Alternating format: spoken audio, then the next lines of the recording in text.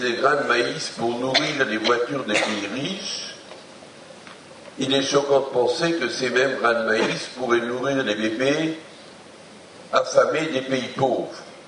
Un micro à la place de la craie et sa voix comme tableau, Jean-Marie Pelt s'est adressé aux 400 jeunes du lycée Notre-Dame. Et comme un professeur que l'on respecte, la venue du biologiste était évidemment importante, mais elle était surtout l'aboutissement d'un projet pédagogique. Un travail en cours de 4 mois qui a permis aux jeunes d'appréhender plus facilement cette conférence. C'était très en rapport avec ce qu'on voit en cours. C'était même du cours. Je ne sais pas si on en a pensé. Et donc, ça nous parlait. C'est vrai que les livres étaient assez complexes, il y a plein de mots assez compliqués, scientifiques. Donc c'est vrai que des fois on a eu un peu de mal, mais sur le fond c'est assez intéressant.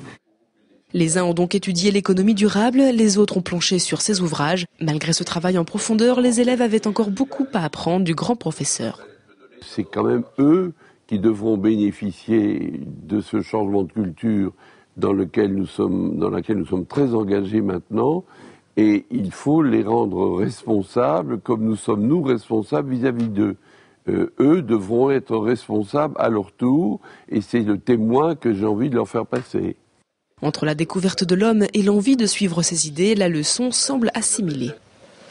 Méfions-nous de l'excès de la technologie. C'est quoi un bon usage des technologies? C'est d'être modéré dans leur utilisation.